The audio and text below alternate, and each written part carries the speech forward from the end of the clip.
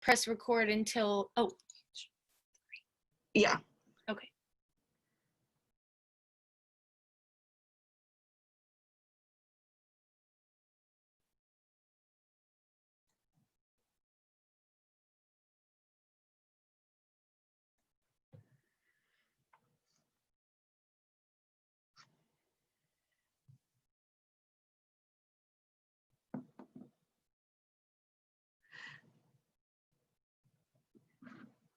This is a test.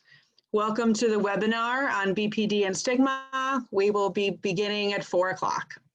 Thank you.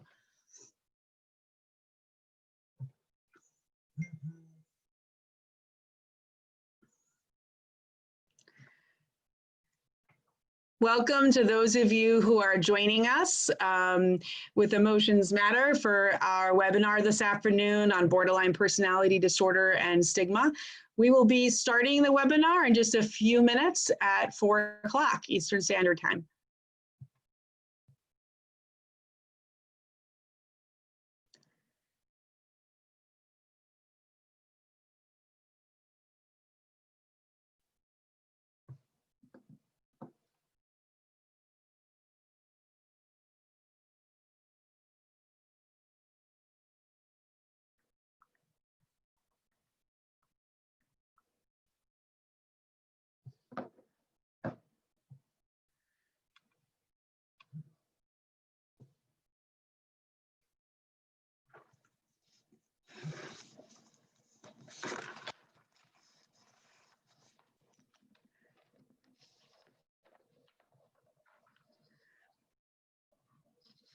Welcome to those of you who are joining us for this webinar on BPD and stigma.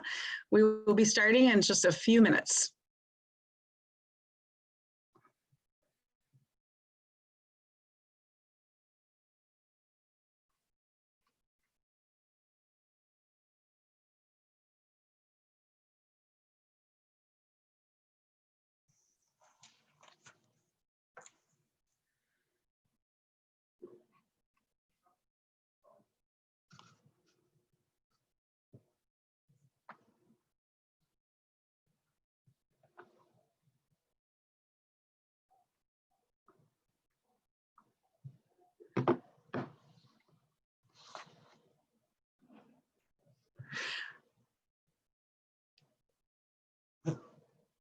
Welcome to those who have joined us for this webinar on BPD and stigma.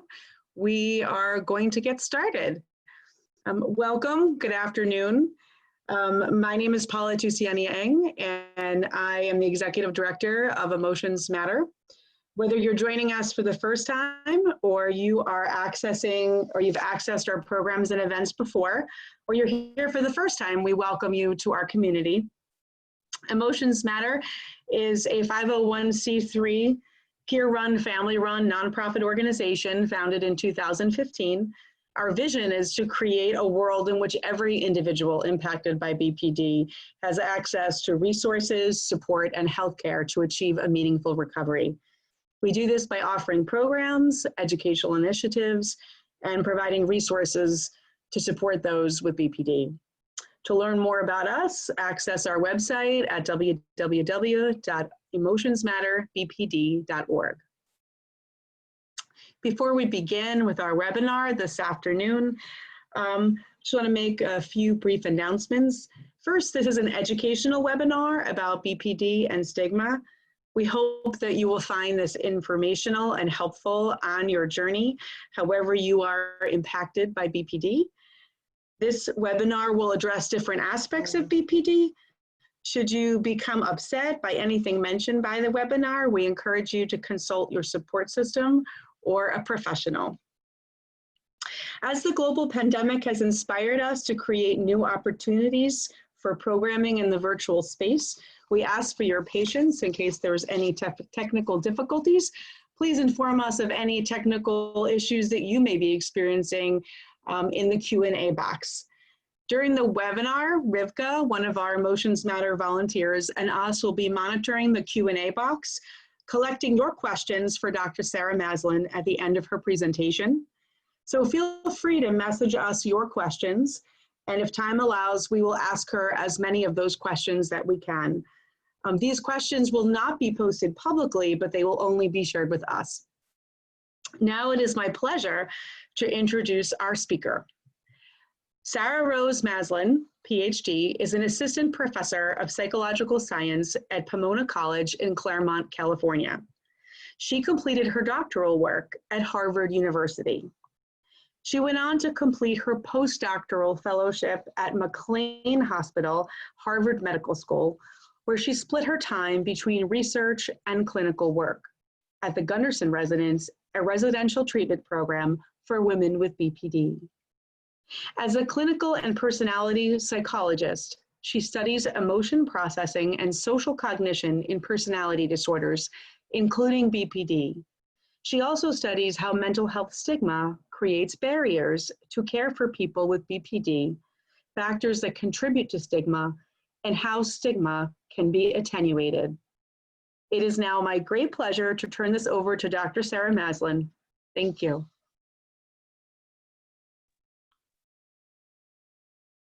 Thank you for that lovely introduction. I really appreciate it. I'm so excited to be speaking with you all today, and I will get right to it. So I have slides to share with you, and I will make these available after the presentation so that you don't, if you're interested in some of the material, don't feel like you have to be furiously taking notes or anything like that.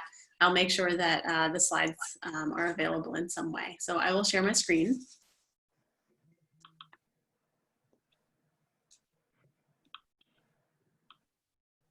Okay, so I'm thinking of the title of the talk in this way. So I want to talk a little bit about the causes, the consequences, and solutions to stigma, specifically related to borderline personality disorder.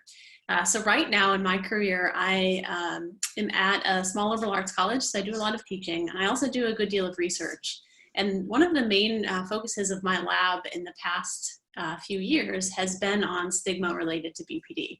So this is a topic that's near and dear to me for that reason, but also because as a practicing clinician in the past, I've seen the ways that stigma really seems to impact both patients and clinicians and kind of pervades mental health care, but also, public perceptions in a way that is problematic, and there are certainly ways we can do better. So I'm always happy to be talking about this to try to break the stigma.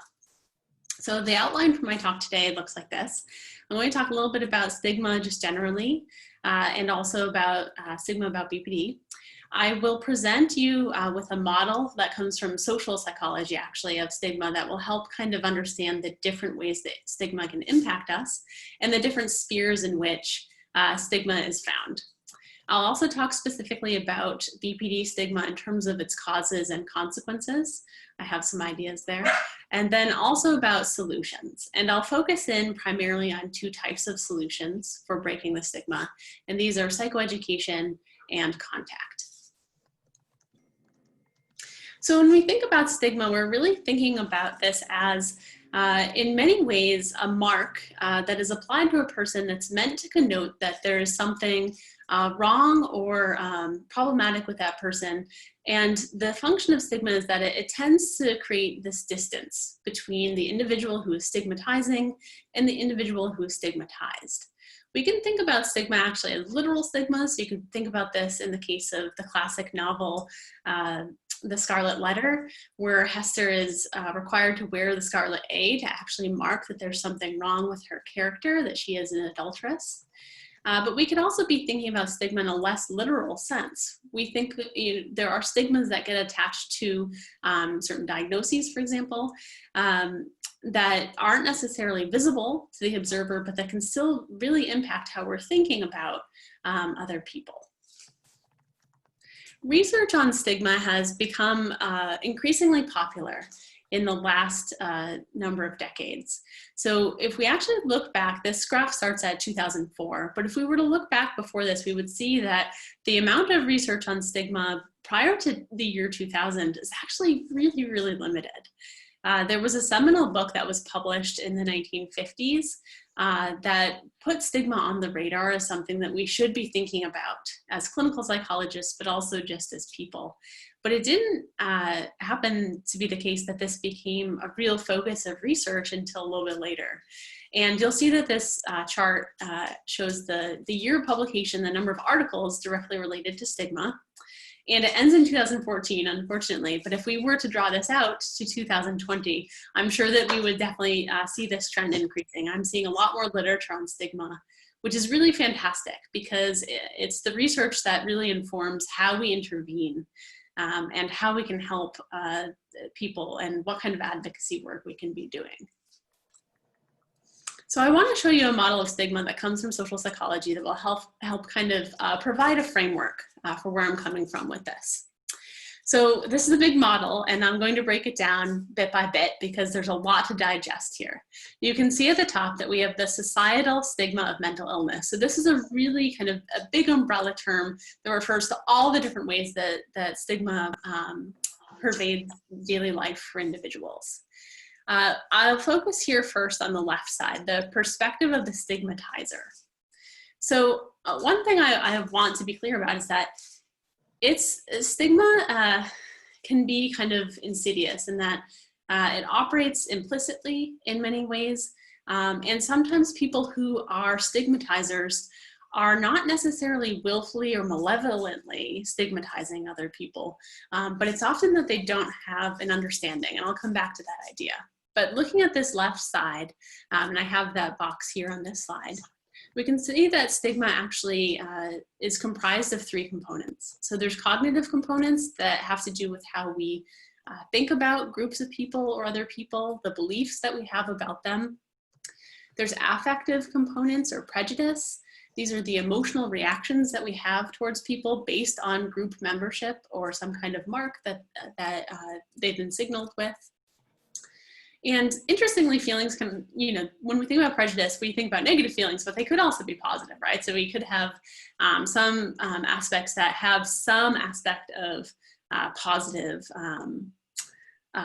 pieces here. So pity is one that's a little tricky because it suggests that you have concern for someone, but it's also a patronizing aspect of stigma. And then there's also discrimination, which is a behavioral aspect of stigma. And this has to do with the unfair or unjust behaviors that are directed at people with mental illnesses. And this could be across levels. This could be in employment. This could be in who gets insurance coverage or who doesn't, or which conditions are covered under insurance, who gets treatment, any of these kinds of things. It can also be subtle or overt.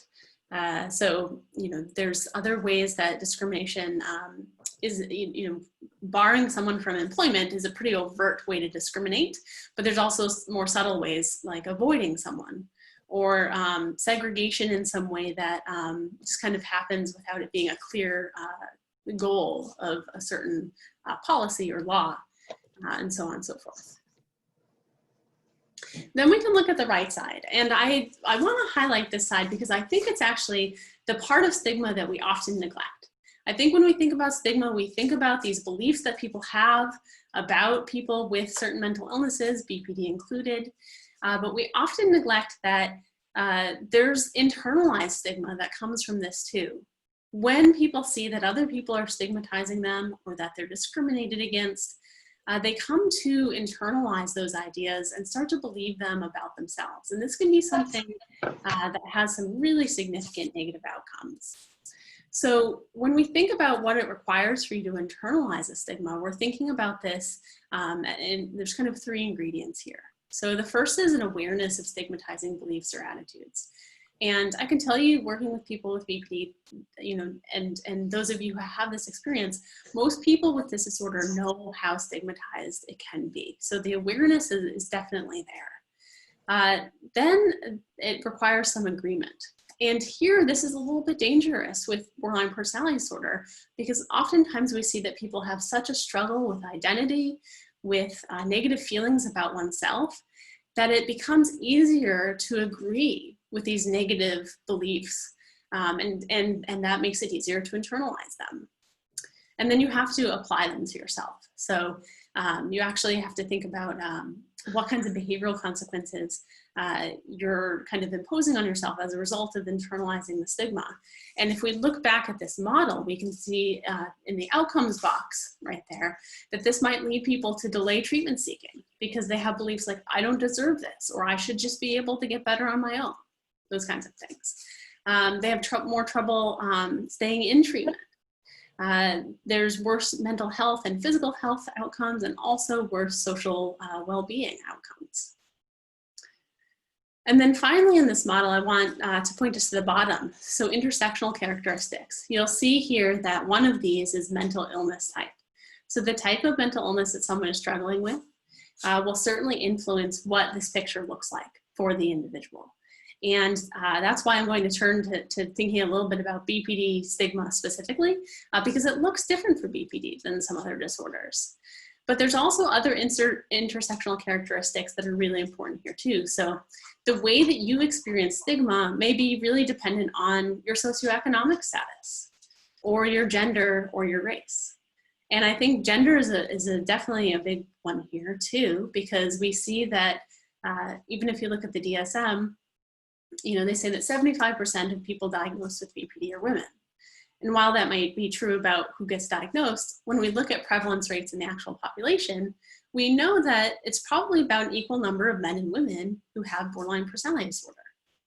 And so, that's going to influence how, this message that this might be like a women's disorder that we sometimes get will influence how people who don't identify as women experience stigma about BPD. I'll skip this slide for now.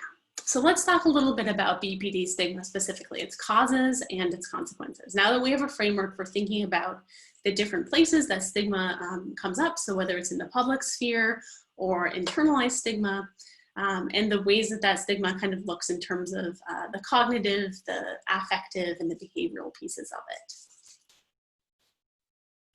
So I'm going to remind us just a little bit about the stigma that exists about BPD, and I go back and forth here because I don't want to present this in a way that reinforces it. But I also, as I said before, I know that people with this lived experience know that this stigma exists. So I also don't feel like I'm necessarily giving you information that you're not already aware of. But when we look at how stigma about BPD manifests, one thing that makes it a little bit different is that even mental health professionals sometimes have stigmatizing attitudes or beliefs about BPD. So they'll sometimes describe people as difficult or manipulative, and these are stigmatizing beliefs. And even very well-meaning clinicians can sometimes say these things. Clinicians sometimes will express greater dislike and more hostility, and also less empathy towards people with BPD than other patients. One thing that I'll note here too is that the caveat should be some clinicians, right? Some clinicians have these ideas, some definitely do not. And I'll talk a little bit about why some clinicians might have these ideas while others don't. Clinicians also, because of these kinds of beliefs, may be less likely to accept patients with BPD because of stigma. And we also know that negative attitudes from a clinician might influence a person's treatment outcomes. So these are really important things to keep in mind. Then when it comes to self-stigma and BPD, remember that this is the internalization of stigmatizing ideas. This is often really overlooked, I think, in the treatment of BPD. So we know that some people with mental illness people respond to stigma in different ways, actually. So some people with mental illness will experience losses to self-esteem. And you can imagine that if you're someone with BPD who reacts to stigma with a loss of self-esteem, that's really compounding problems that you already have. Paradoxically though, some people are reactively energized. So they see the stigma and they get kind of angry about it and pumped up about it. And they express righteous indignation about it. And that might actually motivate actions. That's another response people can have. And then other people just kind of are able to ignore stigma and they're seemingly unaffected. So there's different reactions to this. Unfortunately, we have little research on how people with BPD do specifically react to self-stigma and public stigma. But what does exist, there's at least one study, suggests that when you experience self-stigma, it's greater than the self-stigma that people with other disorders have. and it's associated with lower self-esteem and poorer well-being. So this certainly has consequences. So why do we have stigma about BPD? There are a number of reasons, and I'm going to list a few and go through some pieces of this and kind of maybe refute a little bit of some of the sources here of stigma as well. So one is the history of the term. So lots of people always ask me, why the heck is this called borderline personality disorder? What does that mean, right? And so the word borderline was meant originally to refer to the border between psychosis and neurosis.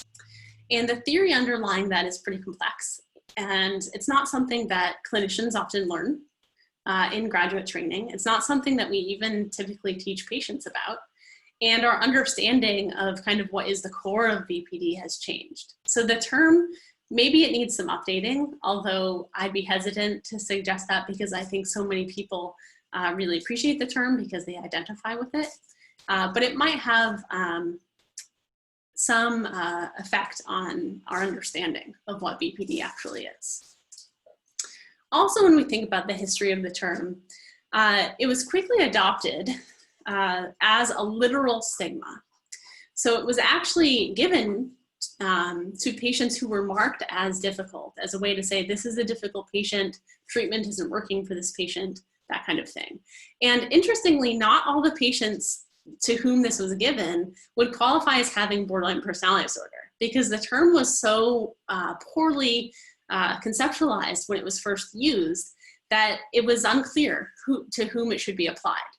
But it did get applied to people for whom treatment wasn't working. And so that history actually probably influences how we continue to think about BPD. And if you look at early ways that the term was used, you'll see that the literature described people with BPD as having constitutional aggression or anger as the only affect, or fake neuroticism. These aren't particularly compassionate views of what it means to have BPD. And so we have the legacy of this early theoretical work, maybe partly to blame for some of the stigma that we see now. And also, so the term was formally articulated in the DSM-3 in 1980. So this was when we actually got the diagnostic criteria for BPD. At that time, research skyrocketed. So once this was formalized and we could say, this is what BPD looks like, from the time from 1981 until now, we've seen 95 times more publications compared to the same period of time prior to 1980. So as soon as this was formalized, we started to be able to understand it. If you compare this to schizophrenia, which is a highly researched disorder, the increase in research over the same comparable times is only 3.7 times.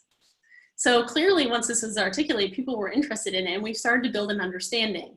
But it's been hard, I think, to move past the legacy of how this term was originally used. So I think that's one cause. A second is that BPD for years was relegated to Axis 2 in the DSM. So if you look at the top right box, you'll see that the DSM used to have what's called a multi-axial system.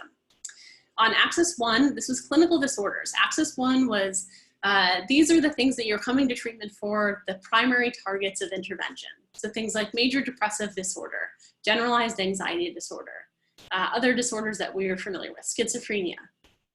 Axis 2 placed personality disorders and what was called mental retardation together. And the reasoning behind these things being placed on Axis 2 was that they were background issues that would not be the primary target of intervention because they weren't going to change.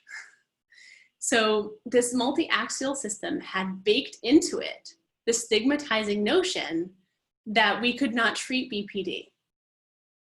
This did not change until 2013 when the axial system was removed from the DSM. And it's a really good change, not only because it connotes that BPD can be the primary target of treatment intervention, but because it helps us move past this idea that it isn't treatable, because we know that that is just flat out wrong. So that's actually the next point on the slide. We have this antiquated belief that BPD is not treatable. And that continues, I think, to to contribute to stigma even today. And I think that it will just take us time to move past that. Also, we've had a lack of treatment options, because if the field believes, based on this DSM relegation to access to, that this isn't a treatable condition, then why try, right? So there were lack of treatment options for many years until Marshall Linehan came out with dialectical behavior therapy in the 1990s. And then even now that we have evidence-based treatments for BPD, we still have difficulties with treatment access. So it still requires some level of privilege, actually, to have access to things like DBT or mentalization-based therapy or transference-focused psychotherapy or any of the other treatments for BPD. And that's largely because the training is so expensive and time-consuming that there aren't many clinicians relative to the number of people with BPD who have this kind of training. So there's a lot of demand. And when we have a lack of treatment options, it reinforces the notion that this is something that might not be able to get better, even though that's wrong. We also have ongoing problems with misdiagnosis or lack of diagnosis. So I imagine that those of you on this webinar with lived experience, I would imagine that a good number of you have probably received a diagnosis other than BPD before you actually got the BPD diagnosis. Or maybe you experienced a clinician who gave you the BPD diagnosis but didn't tell you. Or a clinician who didn't want to give you any diagnosis because they were worried what it might do to give you a BPD diagnosis. These are all things that really contribute to stigma. And I'll give you a couple of notes about diagnosis. One is that one of the main ways that BPD gets diagnosed is as bipolar disorder. So this was a study that actually looked at what the difference is between these two disorders and why it matters.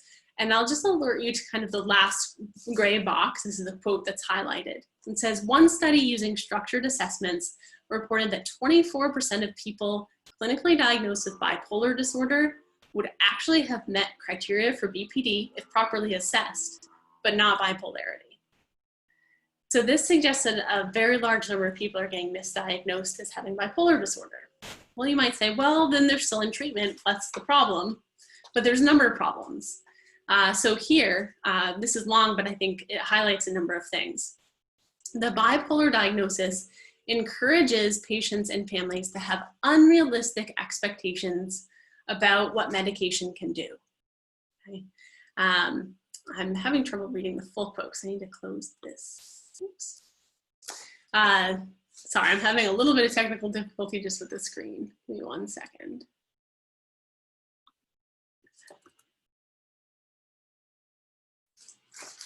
I lose my mouse when I screen share, so give me 1 second. Okay. Here we go. Real, albeit modest benefits that usually occur when BPD is present are then experienced as a failure. So when medication fails because we've given a wrong diagnosis, then the person starts to internalize that as a failure. That leads to polypharmacy, so lots more medication and a growing sense of despair. Then therapeutic efforts are diverted away from psychosocial interventions that can make a lot of difference.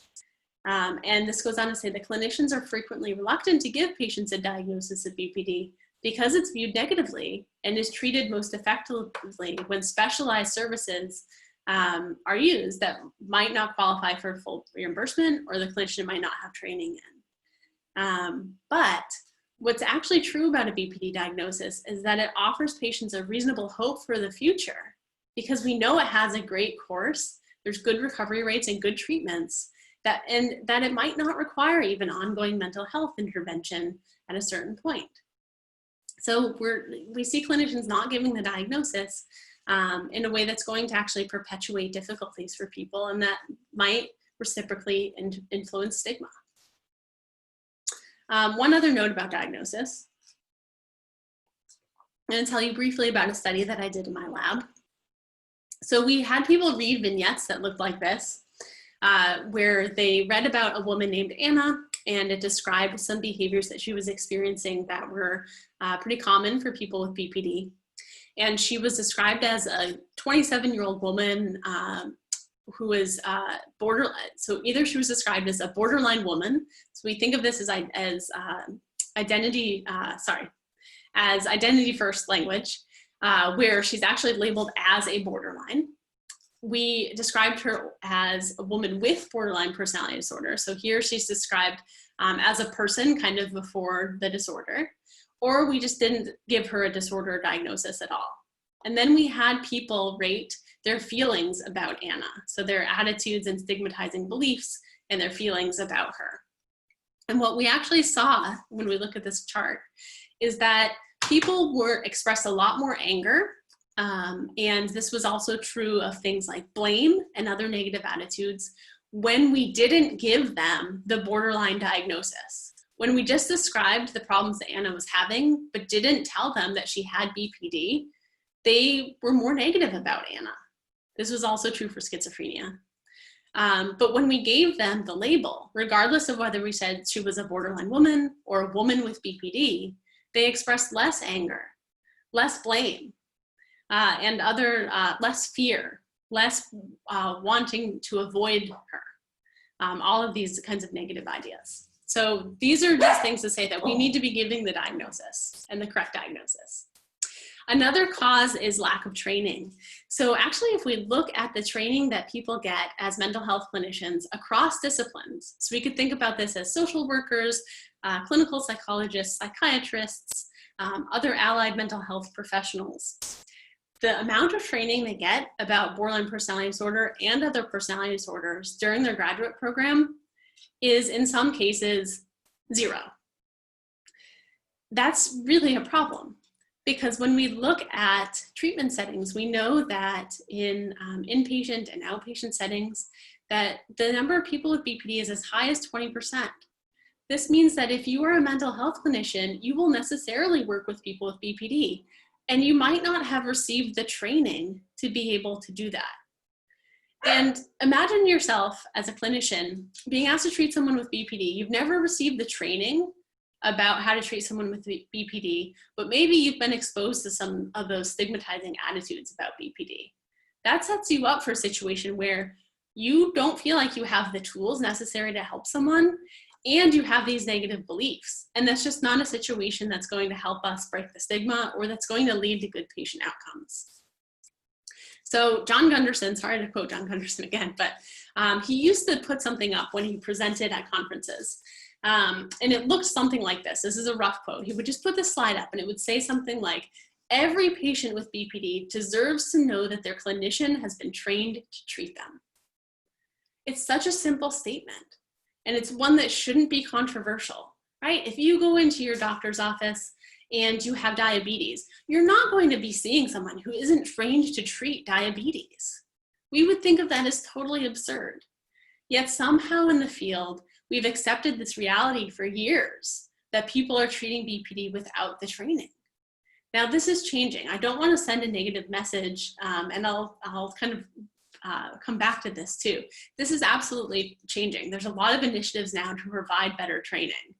And many more people have that good training. So it's very possible for you to find someone who has the training. I don't want this to be something that keeps you, if you're thinking about reaching out to get treatment, from actually reaching out to get that treatment. Because we know actually from a recent study that we did, did with collaborators, that probably any treatment is going to be good. It's just a matter of we need to be disseminating this treatment training more. We need to be doing a better job so that we have more people trained in the most specialized treatments for sure. And then also there's concerning behaviors in the media's dramatization. What do I mean by this? I don't want to neglect in all of this that there are times when people with BPD do things that are really scary and concerning for themselves and for their families and for the people who care about them. That's true of many different disorders, right? We see behaviors like impulsivity, right? And difficulties managing anger and difficulties with other emotion regulation, self-harm. These are things that are really scary to people who care about you, and many times to yourself, right? When you have BPD. And, you know, that's a reality of BPD, and I don't think we should ever kind of try to sugarcoat that. But the problem is actually that we don't understand those behaviors well enough to have compassion for them on the whole. So this really comes down to misunderstanding, but then also those behaviors get dramatized in movies and in other media platforms in a way that really kind of grossly divorces them from the real human struggle that underlies the behavior. And if we lose a sight of that human struggle and the person behind these kinds of scary behaviors, that's where we're going to see a lot of stigma starting to spring up. And I would just say that all of these things, I think, boil down to one big problem, which is misunderstanding. You know, the research has certainly increased for BPD, as I showed you, but it's still a disorder that's very under-researched relative to things like depression or schizophrenia. And so we need to be working to build a better understanding, and we need to be thinking about this across multiple levels. This understanding needs to start really at a very high structural level. So it needs to be baked into laws and policies and the way that insurance companies operate. This needs to be baked into the public sphere, the way that we're talking about these things on blogs, in media sources, the way that we're developing advocacy programs.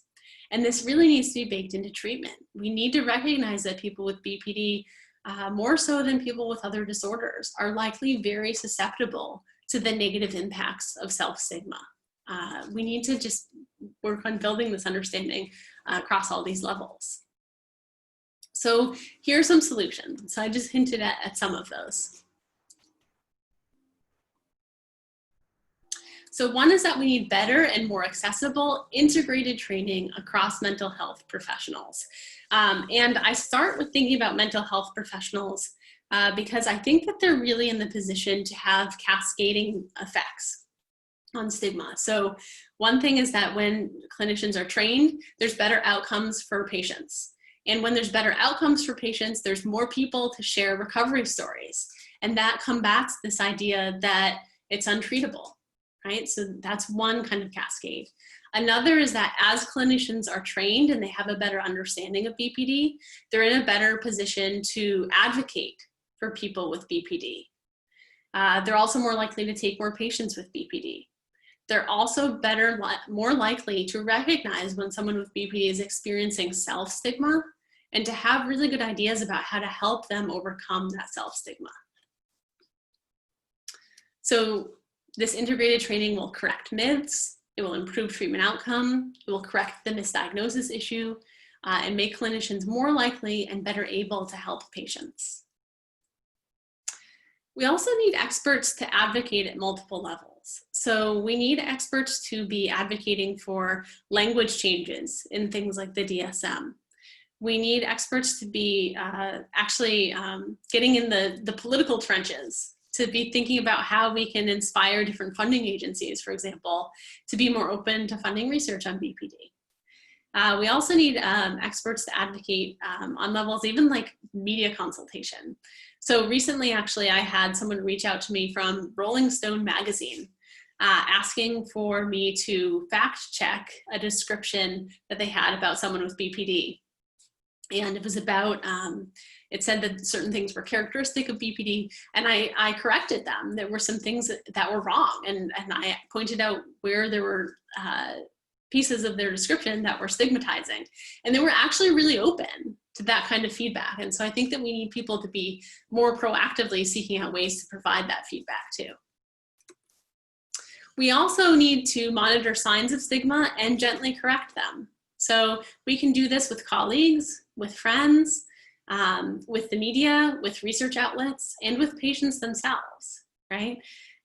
So we all have a role to actually monitoring how we're talking about BPD and the ways that we might be unconsciously or implicitly promoting stigma, even when we don't have the intention to do that. All right, so those are some initial thoughts. Now I'm going to bring us back actually to the research on stigma and what we know changes stigma based on social psychology research. So this was an article by these researchers, Corrigan and O'Shaughnessy, that looked at what kinds of interventions are most important. And they found that there's 3. So the first is protest. So you could actually send economic and moral messages through various forms of protest, and that has an effect on stigma. Now, when we think about protests, we often think about this in a somewhat kind of negative light, or as like, you know, this big thing that is combative or aggressive in some way, but it doesn't have to be. So I'll give you 2 examples of a way it doesn't have to be. One is that when we do things like the walk for BPD, that Emotions Matter does, this is a great intervention for stigma for a number of reasons, not just protest, but in some ways there's an element of protest here because it raises awareness. It sends a moral message. This is something we need to care about. We're here, we're people who care about this, and we want you to care about it too. Another thing that we can do is to protest when we see things that we don't like. So what's on the right is hard to read. But it was this article that came out recently. It was published by evolutionary psychologists, and it had a really stigmatizing title about BPD. And together with some other researchers, we identified that this was a problem, and we all wrote letters to the editor of the journal asking for this to be corrected. So this was a protest about the moral message that this was sending.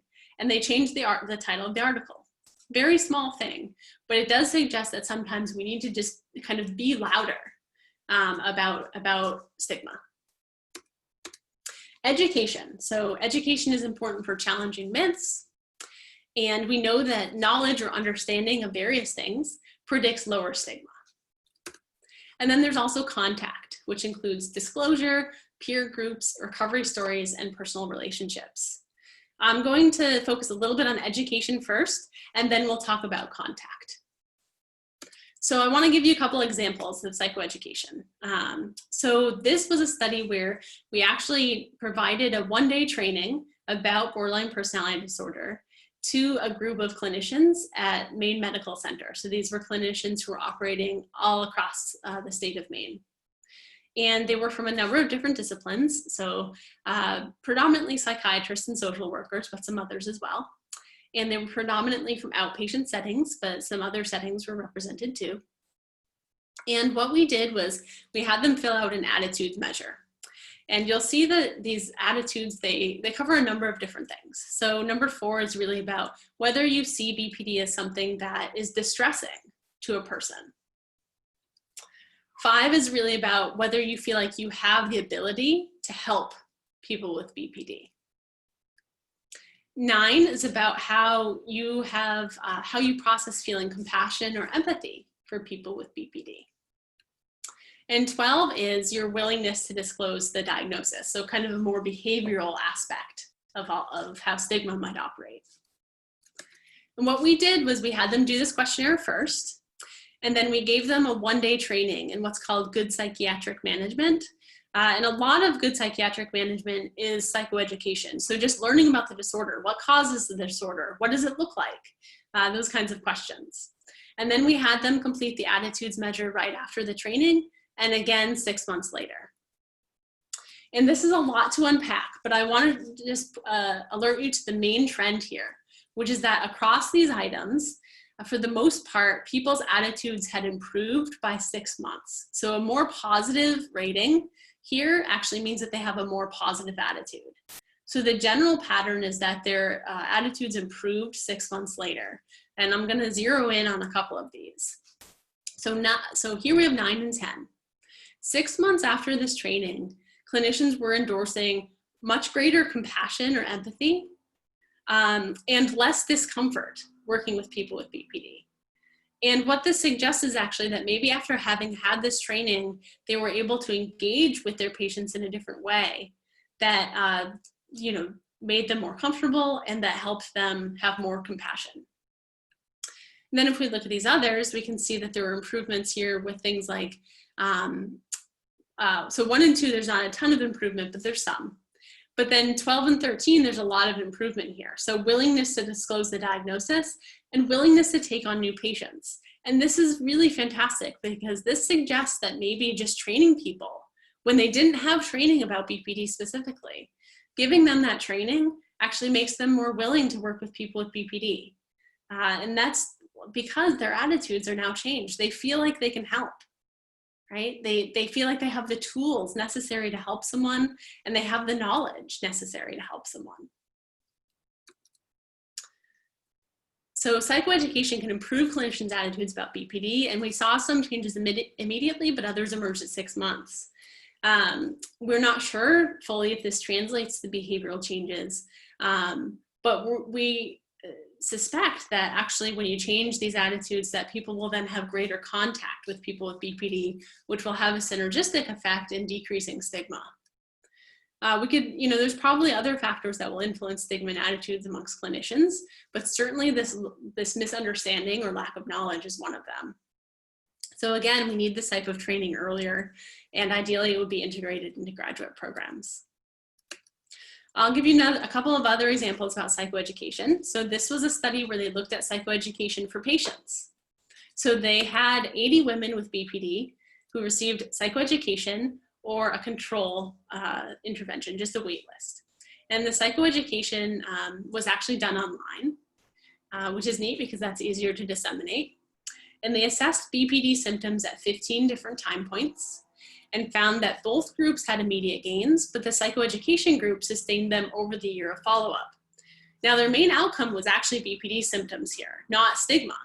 But I would bet a lot of money, actually, that if you measured stigma in this study, you would see that the psychoeducation decreased stigma for people, and that decreased internalized stigma is one thing that actually helps with the improvement of symptoms. So psychoeducation works. It also works for families. So this was a study where they had 88 carers of people with BPD who received psychoeducation or waitlist. And the psychoeducation group saw improvements in their relationship with their relative with BPD. They felt more empowered, and they also had reduced expressed emotion. So what this means is that they were expressing less criticism and hostility towards their family member with BPD. And this is really just, remember that psychoeducation is actually a pretty basic kind of intervention. This is what BPD looks like. These are the causes of BPD. This is what we can expect from BPD over time, these kinds of things. And just learning more about BPD seems to have really important improvements for people. So these things are great, these psychoeducation efforts. But I think that it's important to think about this finding that we have from the social psych literature, which is that contact interventions actually outperform psychoeducation. So when we look at contact interventions, and I'll say a little bit about what those are, you can see here that on the left, the contact interventions are the red bars, and the psychoeducation are the blue bars. And we're looking at, this is a meta-analysis, so it combined a whole range of different studies that were trying to reduce public stigma about mental illness. And the effect sizes, to the degree to which the intervention worked, was greater for contact interventions than psychoeducation for both attitudes and behavior. On the right, we can also see that interventions were more effective when they were done in person rather than over video. Okay. Now, what do I mean by contact? So what's a contact kind of intervention? So contact interventions really have to do with getting to know someone who has BPD, having literal contact with someone who has the disorder, and getting to know them or hearing their story. So this could be everything from hearing a recovery story, to learning that your coworker has BPD, to discussing your experience of BPD, discussing your experience with BPD with someone else who has BPD. So just learning about other people's experiences. When we think about contact, one of the easiest ways we think about this is when celebrities actually report that they have BPD. So, and there's some of these for BPD, but we need more people to come forward because we just need more people. But we have Pete Davidson, who revealed on Saturday Night Live that he has BPD. Problematically, he said on the show that it's a form of depression. which isn't actually true unless you're maybe one or two researchers who hold that belief, but it's not really true. But he did say he has BPD, which is great. Marsha Linehan came out in 2011 and says she has BPD. Brandon Marshall, a pro football player, revealed that he has BPD. These aren't perfect examples, but they're the only ones we really have. We need more people to come forward and say, yes, I have BPD. This is my experience.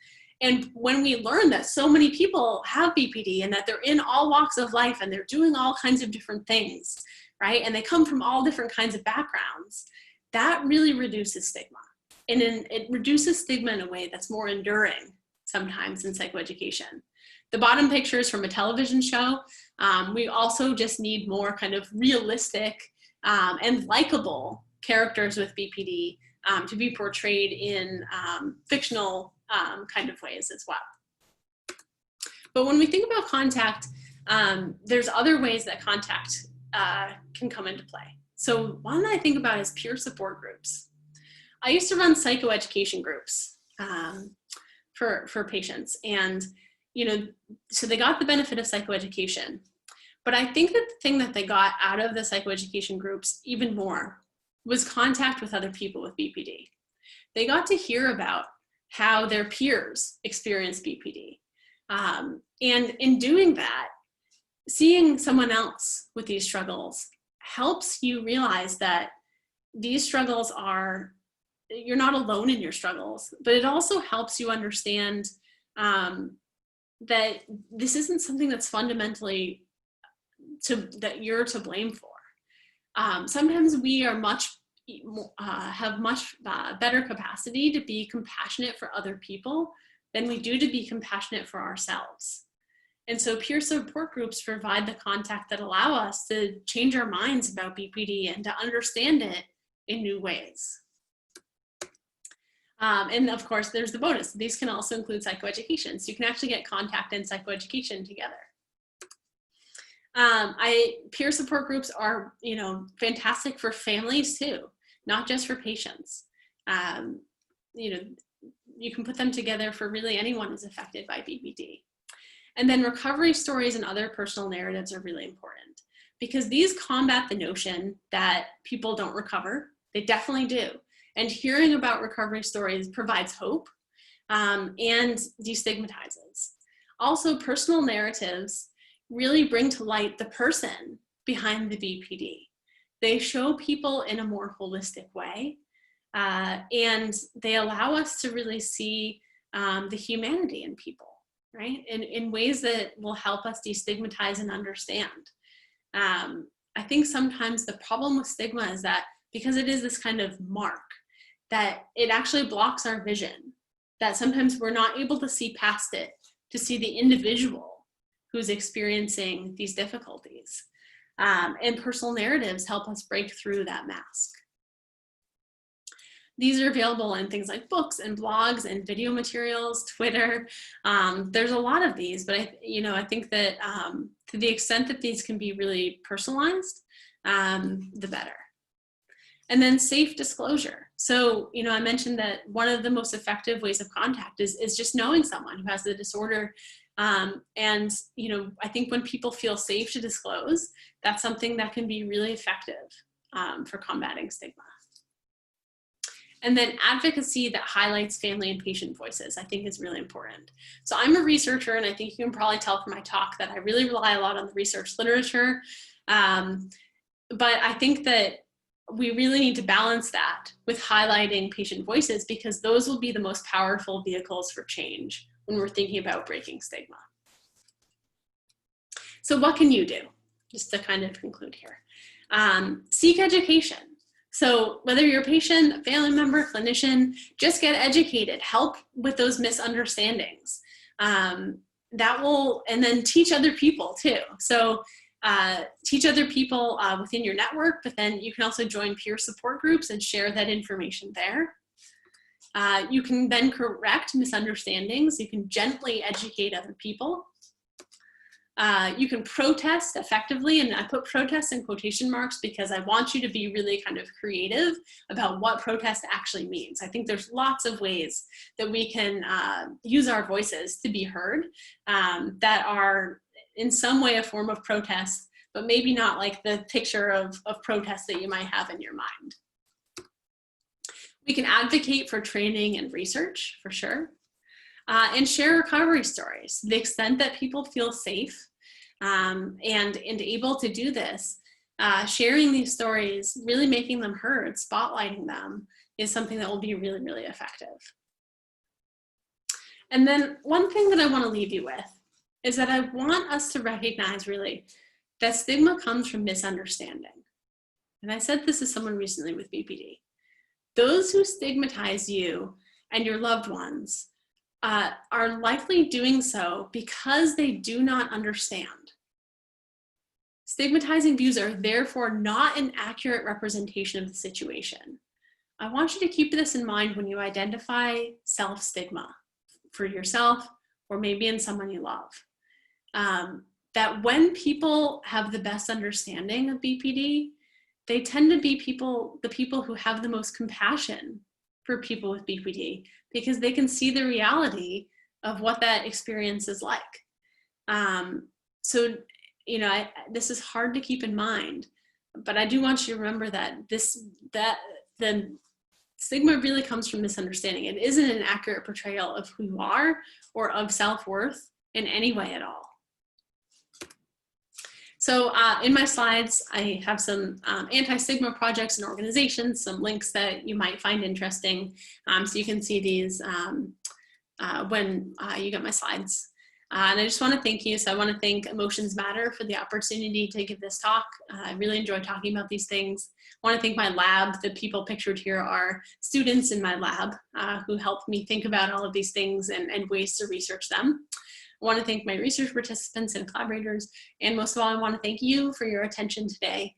And if I'm not able to get to your questions today, just know that you can reach me at sara.masland@pomona.edu, and I'd be happy to correspond with you over email. So thanks. Thank you, Sara.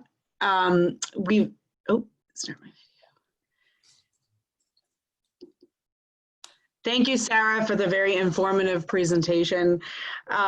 We did get many questions during your presentation and lots of comments, and with the few minutes we have left, we will try to ask some of those questions. Rivka, do you want to join me on the camera? Let's see. There you go. Before we start the Q&A, just as a reminder that I'll talk more about Emotions Matter at the end of the presentation and some of our upcoming events, but that we're able to offer these public education seminars because of the generosity of our donors. So consider making a donation in support of our efforts to be able to expand and offer more programs like this in the future. And we'll include information on that at the end. Okay, so Rivka, do you want to ask the first question? Yeah. So one of the questions that we received is, do you agree with people who say that individuals cannot be diagnosed until the age of 18? I know that. Very, very tricky question. I don't primarily practice with adolescents, so I want to give that caveat. But I do believe actually that we can diagnose before the age of 18. If we look at the research on the stability of BPD traits, actually pretty early in childhood, we can at least, by age 5 to 8, identify people who are at least at risk. I wouldn't want to give the diagnosis at that age at all. But we can see that people actually kids follow pretty clear trajectories sometimes through childhood into adolescence. And by the time you're seeing someone who's, maybe 15 years old, who has, over a year, maybe even a 2-year pattern of some behaviors and symptoms that are characteristic of BPD, I think it's best in that case probably to give the diagnosis, because the diagnosis is the key to the appropriate treatment. Totally. Thank you for that answer. Thank you.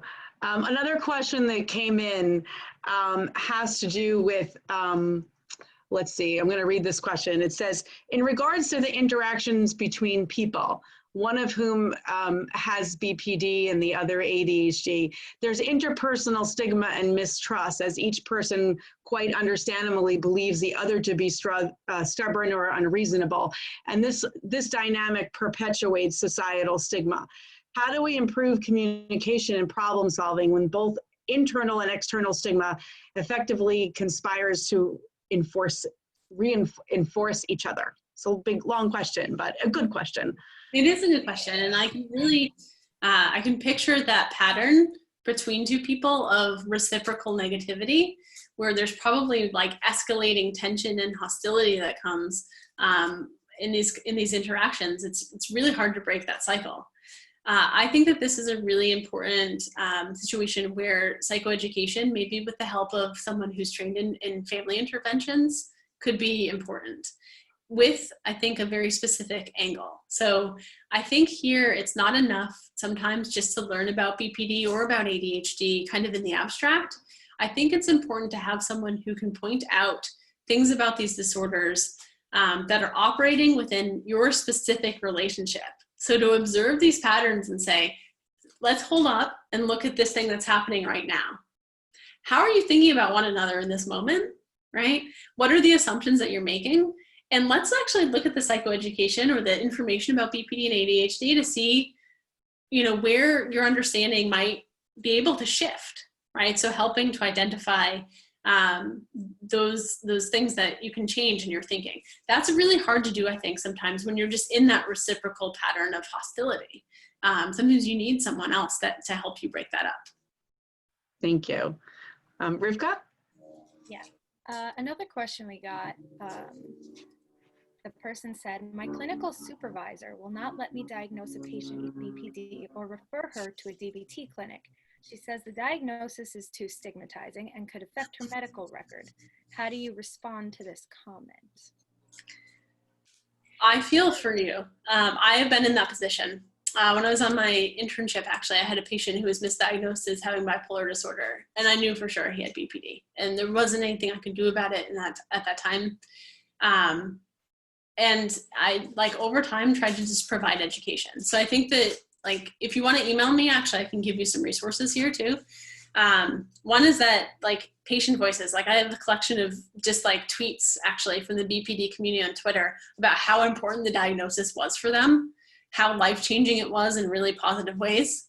I also have some unpublished data on how giving the borderline diagnosis gives people better hope. And then I have a number of publications, articles that I can send you about how misdiagnosis is actively harmful. And I know when it's your supervisor, it's hard to provide that education, but if you kind of sneak it in here and there, you can inch people towards change. Thank you so much, Dr. Masland. We wish we had more time for questions because many of them are just really phenomenal, but it is 5 o'clock. I want to respect your time. We did record this presentation, so it will be available at some point on our website. Also, Dr. Masland has offered to give us a copy of her slides and resources, so we will be able to provide that. If those of you who are watching today would like to email us, we can also provide you with a copy of the slides. I just want to end by saying that, of course, we want to thank Dr. Masland for her time to provide us with this phenomenal webinar, especially as you're ending your academic semester. We appreciate your time to work on yet another lecture. I want to thank Rivka, our volunteer, for her assistance. It takes a village. We could not do it without all of our volunteers. For those of you that asked on the webinar, where do we get our buttons? This is what we wear at our advocacy events, because we believe that we are a living, learning community of multiple stakeholders. And every time we get together, we want people to ask questions. We want people to be curious. We want to learn from each other because each person with BPD has a unique experience. And we believe that sometimes some of the challenges come in when we make assumptions about how other people experience BPD, and everyone's experience is valid. So we're here to kind of learn from each other. Anyway, if you like our buttons, just let us know. And when it's safe and we can get to the post office safely out of quarantine, we'd be happy to send you a button so that you can have a conversation with somebody else about BPD. And we do believe that at Emotions Matter, we're all about advocacy and providing educational tools so that people can have those conversations. Coming up, okay, after this webinar tomorrow, you will receive an email with a Survey Monkey. Please provide us with your feedback. We do regularly have program evaluation for all of our programs. We do take comments seriously. And as we are forced to really take a lot of our in-person events and move them to virtual spaces, this gives us an opportunity to be able to offer more webinars like this in the future, to be able to create opportunities for education and understanding. So we'd like to hear about what topics you would like to learn about. So please feel free to share your perspectives with us in that survey. And finally, it is BPD Awareness Month. We are kind of wrapping up our events in the next week. Next week, we have our virtual art night where we are encouraging folks to make posters for our walk. We do a poster making event every year. This year, it will be done virtually. But this is an opportunity for people, as Dr. Masland said, to protest, to talk about their truth, to make signs of hope, and signs where they can talk about how some of these things may or may not affect them. And our virtual walk for BPD is coming up on Sunday, May 31st. It's Walk Safely Your Own Way in Your Own Community. Feel free to register. Registration is free, but if you make a donation, you will receive a gift from Emotions Matter. We will be having speakers that will talk about their lived experience of BPD to share their recovery stories. The first is Kimberly Rolfs, who's a writer and producer with lived experience of BPD. Jessie Shepard, who's the author of Millie the Cat Has Borderline Personality Disorder. We'll talk about why she wrote her book and the impact that it's had. We also have Andi Chrisman, who is the BPD Warrior on Facebook and Twitter, and she will share about her experiences with stigma. And finally, Dr. Frank Yeomans, who's one of our board members, will be also talking about his work around BPD and advocacy. So find out more about our events at emotionsmatter@bpd.org. Thank you so much. And any questions we can also forward on to Dr. Masland. Thank you so much, Dr. Masland. Thank you, Rivka. Thank you, everybody, for tuning in. Be safe and healthy wherever you are. Thank you. Thank you.